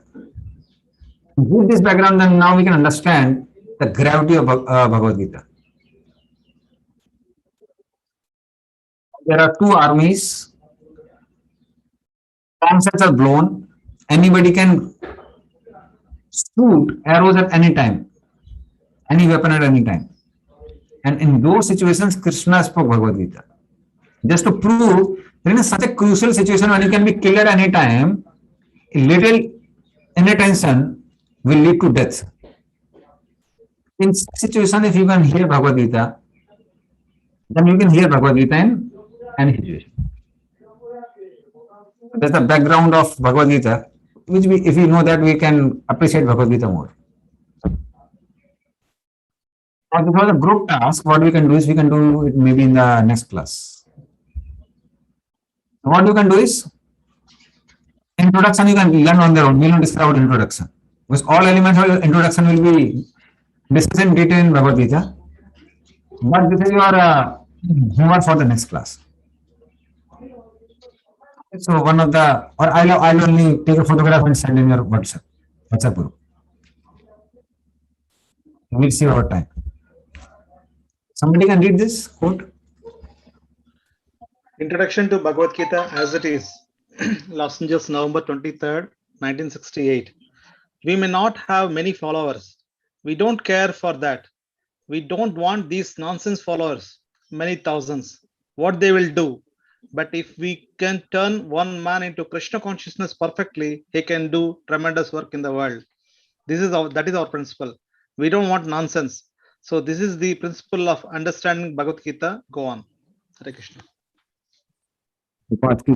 So we find, so that's the goal of Bhagavad Gita. Goal of Bhagavad Gita is to make one pure devotee. That's why he should hear Bhagavad Gita not to preach just. Hear Bhagavad Gita to become pure devotee. If you can become pure devotee, Prabhupada's mission is successful. So Prabhupada is expecting one pure devotee. Already we have many pure devotees in ISKCON. But if you can become pure devotee, you can accept that message, then our goal is fulfilled. And if you accept nicely, Krishna consciousness preaching will automatically happen. So why I am pointing on this particular thing is that many times what happens, our devotees, they hear very carefully just to preach. That's not just the purpose. Purpose is to apply. When we sit down with a consciousness that I am going to apply. Then we'll get more benefit from learning Bhagavad Gita. We'll discuss preface in the next class. But now we'll go to Bhagavad Gita directly. So just a minute, I'll open another PPT.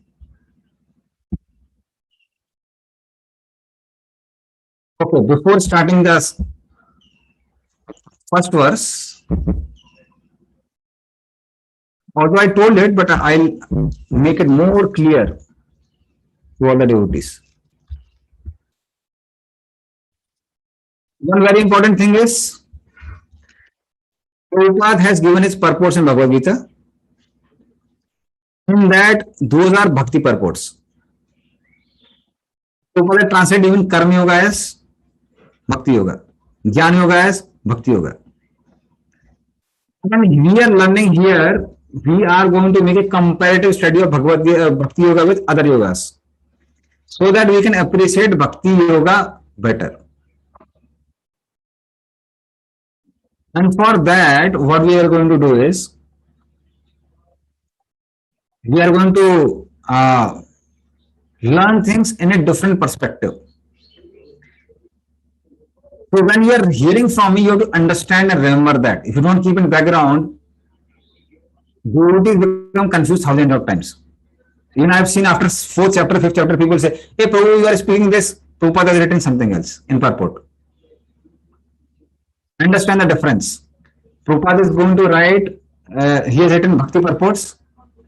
Our previous acharyas like Vishwanath Chakravarti Thakur, Baldev Vidyabhushan, they are discriminate totally between Bhakti Yoga and Karma Yoga. I am going to speak from those perspectives, otherwise we can't have comparative study of different yoga systems. To keep this in background while we go through Bhagavad Gita. Otherwise, you will be thoroughly confused. Is it clear? Just repeat the same thing, Prabhu, once again. The purpose of Prabhupada and Vishwanath Chakravarti. Just rephrase it. Okay. So Vishwanath Chakravarti Thakur, Baldev Vidyabhushan, they have translated Karma Yoga as Karma Yoga, Jnana Yoga as Jnana Yoga, and Bhakti Yoga as Bhakti Yoga.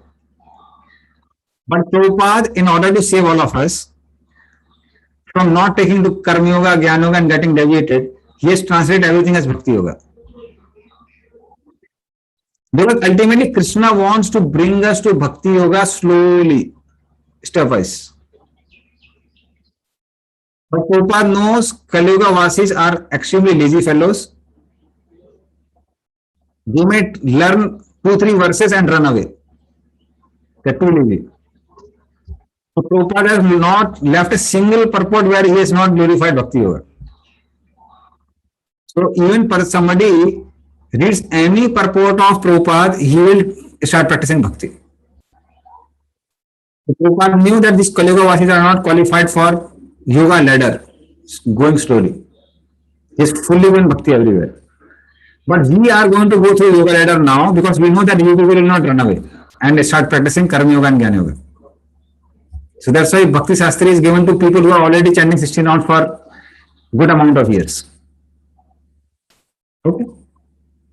It's not meant for new people. So we can't be deviated. So keep this in mind. So don't compare whatever I am teaching with Prabhupada purports. If you can reconcile both, that's very good, even higher. But if you can't reconcile it, at least discriminate between both of them. Make sense? Because I am going to speak from previous acharyas. Yes, Prabhu. Clear, Prabhu. Okay, Anupam Kantu. Prabhuji, Hare Krishna Prabhuji, you mentioned here just before now. So Lord wants to means to cross all these yogas, yoga ladder. So is it means generally so Lord allowing us to go in this ladder, Prabhu? The main purpose why Krishna has given is one thing. There are two things for that. One of the reason is to accommodate everyone. Some people say, Krishna, I have nothing to do with you. Okay, fine. Practice karma yoga, jnana yoga, etc. So Krishna is pretty accommodative. This is one reason. And second reason is in order to glorify bhakti. Unless until we make comparison whether Krishna glorifying. Let us say your son is extremely brilliant. He comes always first in the class, rank 1. But then there is only one student in the class. Can you say that he is very intelligent? Can you estimate him? No, Prabhu. No. So you need to compare with other students in order to say that my son is the best. Similarly, Krishna also, he has compared bhakti with different other processes in order to glorify and show that how bhakti is the best. Especially find in the chapter number 8, chapter number 9, especially chapter number 7 and 8. Prabhupada is again and again, sorry, Krishna is again and again compared bhakti with Jnana Yoga, Karma Kanda, Karma Yoga, everything. Ekatvena, Ratvena, Visatomukham, he compares with all of them just to glorify bhakti. So that is the another purpose. There are two purposes for why Krishna has given this yoga ladder. To accommodate everyone and also to glorify bhakti by comparing. Okay? Yes, Prabhuji. Thank you very much. Okay, Rakhi Mataji. Prabhuji, in the beginning, in Bhagavad Gita, it is written to Srila Baladev Vidyabhushan, who presented so nicely the Govinda Bhashya commentary on Vedanta philosophy. So I want to know something about these previous acharyas, because once when I was doing book distribution, that time one lady, she asked me whose Bhagavad Gita is this, means who is, because Prabhupada had given the commentary, means he already Bhagavad Gita only, like in the beginning, it must be only one book, one Bhagavad Gita. But so many sampradayas are there and so many different acharyas. So they have also given their commentaries. So we are following this, means we are following Gaudiya Vaishnava. So I want to know some, like, little bit, can you say about these previous acharyas? Okay. In short. I'll speak obviously short only, we don't have much time. So certainly we have other sampradaya Bhagavad Gita like Ramanujacharya, Madhvacharya and other people. But in Gaudiya Parampara I can tell about few acharyas. Now Baldev Vidyabhushan and Vishwanath Chakravarti Thakur, these are the major commentary which Prabhupada has included in his Bhagavad Gita, some other things. But they have discriminated more between all these different yoga systems. So Vishwanath Chakravarti Thakur, called a Rasik Acharya.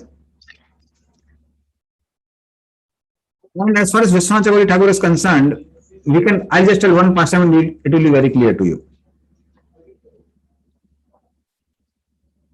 So Vishwanath Jiva Goswami, what he did is, he downplayed Krishna's relationship with the gopis. Because a lot of Sahajiyas were coming out. So Jiva Goswami, he highlighted Krishna's marriage with the gopis. But Vishwanath Chakravarti Thakur came. So we saw that people don't know only that there is some higher rasa than the rasa of Krishna's marriage with the gopis. That's called Parkiya Bhav. Now there's more on a home platform where more dedication is there. So then what happened is many Google Pandits were there, they became very envious of Vishwanath Chakravarti Thakur. And they planned to kill him. So he was staying on the banks of Radhakund. So they were thinking, no, they are making plans that when he comes back in the night, we'll kill him. It was evening time. They saw one girl who was picking up the flowers, small girl. So they asked her that, where is Vishwanath Chakravarti Thakur? Is he going to come? She said, yeah, he comes a bit late. Please wait for some time. Now it became 10 o'clock. These fellows are waiting to kill him. They again asked this girl that now what happened to him? She said, I don't know. Supposed to come now. But he stays here only. She was still plucking the flowers. It became midnight, 12 o'clock. Then they were saying, what happened? He didn't come till now. I don't know why he didn't come till now. But then there's another question. What are you doing here at 12 o'clock in night? Generally, in Vedic culture, we don't find girls being outside for such a long time. She was still plucking the flower, and for so many hours, they were plucking the flowers only. Then this girl said that actually what happened is Radharani is stopped by Jatila and Kutila, so she is not able to come out quickly. And Krishna is waiting for Radharani in Sanket. So I am plucking these flowers so that I can make a garland and give to Radharani when Radharani arrives there in Sanket. And these fellows are thoroughly puzzled. He said, who are you? What are you talking about? We can't understand. And this girl turned into Vishwanath Chakravarti Thakur. Then they understood that he was actually doing this seva in his pure form. And then Vishwanath Chakravarti Thakur explained. So they said, whatever now you say, we believe in it. We want to become your disciple. So Vishwanath Chakravarti Thakur said that actually you don't have to understand blindly.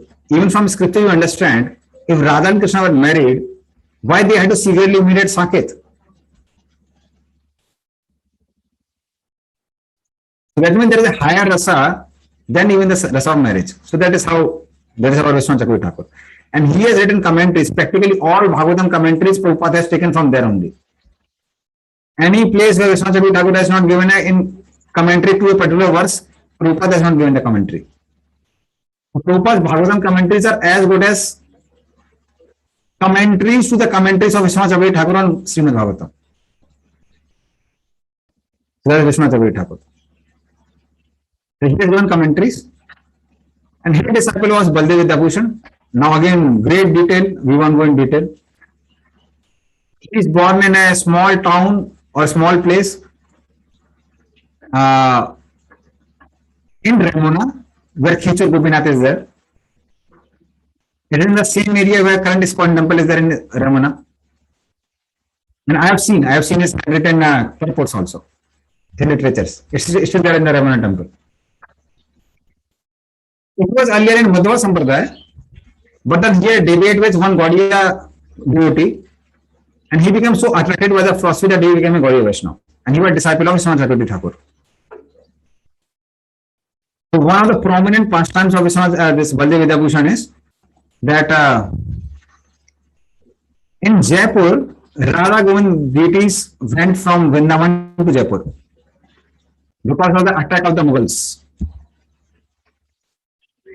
But what happened is, there were Ramanandi Sri Sampradaya people who start challenging the authenticity of Radharani. They start saying that there's nobody like Radharani mentioned in the scriptures. Because in Bhagavatam, Radharani is mentioned very indirectly. So they said there is no Radharani, we don't believe in Radharani, Radharani should be kept separately. So they removed Radharani from the altar. So news went to Vishwanath Chakravarti Thakur.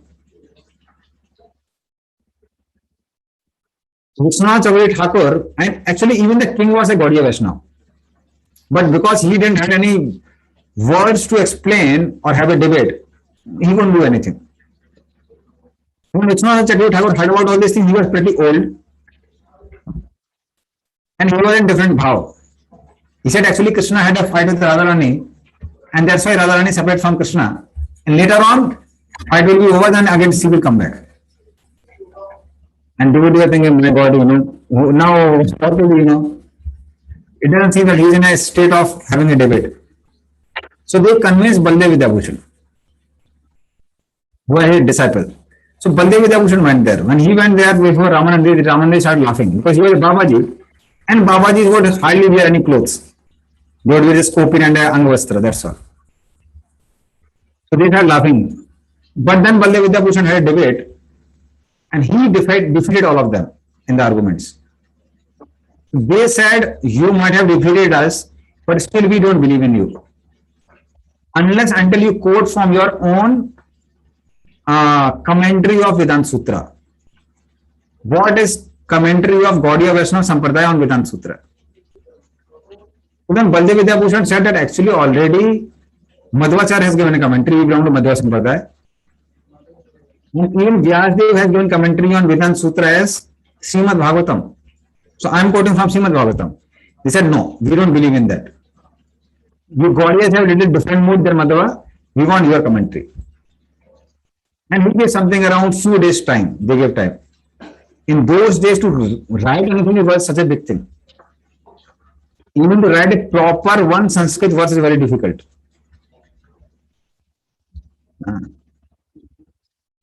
Then Baldev Vidyabhushan and reading whole Vedanta Sutra, quoting it, taking out the meaning, refuting other commentaries.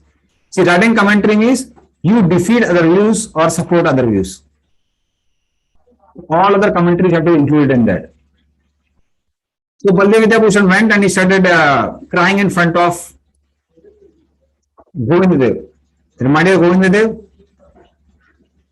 it is impossible to write a commentary, both physically as well as intellectually. So you only save. If you do anything, you can do, otherwise we can't do. So then Govindadev himself spoke commentary and Baldev Vidyabhushan was writing it down. So that's called Govinda Bhasya. That's commentary of Gaudiya Vaishnavas on Vedanta Sutra. And when when this Ramanandi saw that, just by seeing commentary, they said that we are defeated. It is impossible to write commentary in few days, such a short period. And that is how Radharani came back. So that's Baldev Vidyabhushan, and his scholarship is also well known in the whole world. Both Vishwanath Thakur and Baldev Vidyabhushan. Okay. Okay, thank you, Prabhuji. Hari Hari. So 5 minutes are there. I don't know what will I do in 5 minutes, but at least we can start.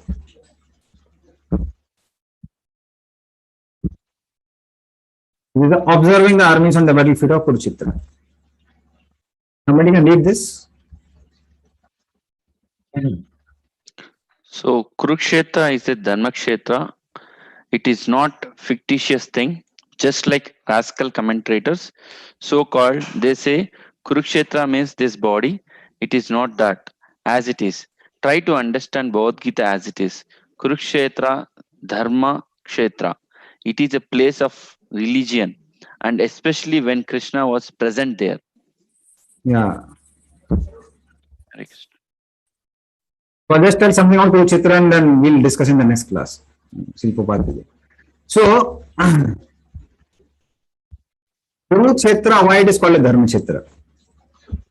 The Kurukshetra is called a Dharma Kshetra, especially because Krishna came there, apart from the other regions also.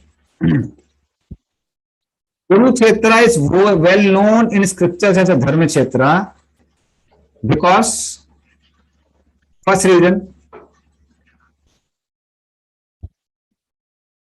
Parasuram, he made the world free of Kshatriyas. How many times? Somebody knows? 18. 21 times, Prabhu. 21 times. Yeah, 21 times.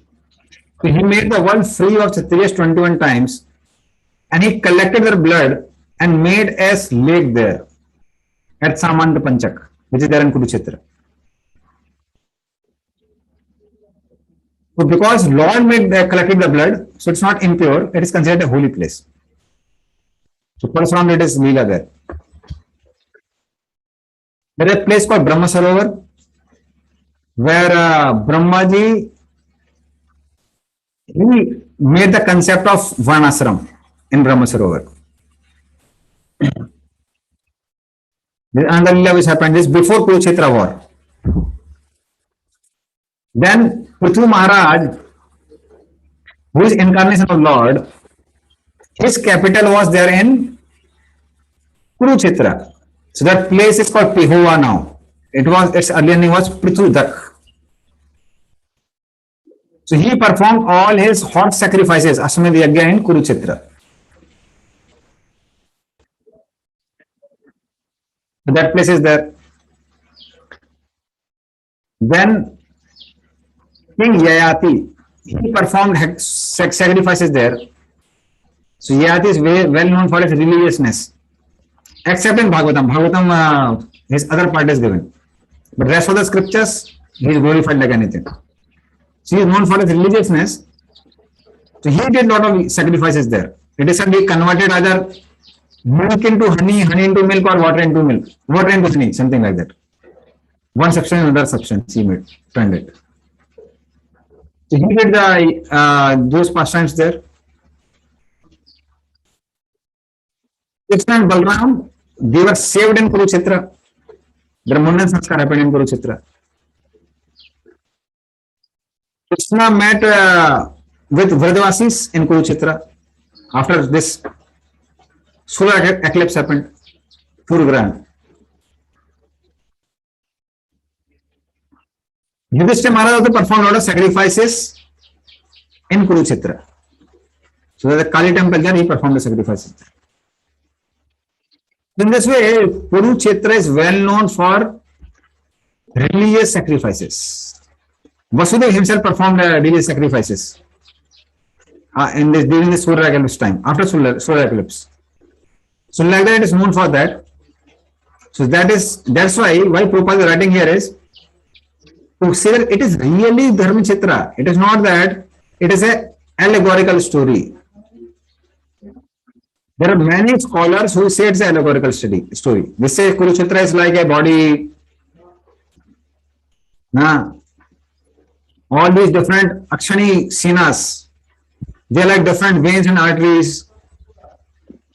Pandavas is like a good one, Kauravas is like a bad one. And that is how they have their own allegorical theories. I met one Vaidya and he told me the whole allegorical story. I wanted to refute him, but I didn't want it to get a bad treatment, so I didn't speak anything. So the thing is, people have all these stupid conceptions, wrong misconceptions basically. So Prabhupada said, no, it's not allegory, it's truth. Kurukshetra is a Dharmakshetra. So this is a reality, and we'll discuss about it in the next class. Or it is 9 o'clock. Okay, so we'll end here. And we don't harass all the devotees, they must be eagerly waiting for breaking the fast. Dwadasi. That's considered the most auspicious part of the Ekadasi, breaking the fast. So I'll not harass all of you. So we'll end here. Srimad Bhagavad Gita ki Sri Prabhupada. Thank you, Prabhu. Hare Thank Krishna. you, bro. Sri Prabhupada ki. Thank you. Hare Krishna. Thank you, Prabhu. Hare Krishna. Hare Krishna. Hare Krishna. Hare Krishna. Maybe everybody go through it once again. I know many confusions maybe in this. So you go through it once again, like class, and maybe we'll take Telugu class also, and separately any doubt clarification. This happens every Bhakti Shastri class. In this first session goes with full of doubts and confusions, and whatever you learned will be refreshed, and confusion, everything happens. Maybe go through it once again lecture. If you have any doubts, maybe next class we can ask. I know sufficiently confused, but better go through it once again. If any doubts, we'll go through. Yes, Prabhu. Yeah, Prabhu, that first slide is means we have to go through and listen to Prabhu again, because the difference between is a bit confusing. So again, we need to go through the whole. Thanks to Kalyan Prabhu for recording this. We'll go through that again. Yeah. I'll go this to Guru Prabhu. Because unless you won't understand this first that slide, you cannot go in further discussion. It's everything again. You will come back whenever he uses Jnana Yoga, this that. Again, you need to come back. What is that like that? So better go through it, everyone. So that will be nice. Hare Krishna. Kalyan Hare Prabhu, Krishna. you can start. Okay, Prabhu. Hare Krishna. Yes, Prabhu. Hare Krishna. So shall I end the session, Prabhu? Yeah. Yeah. Hare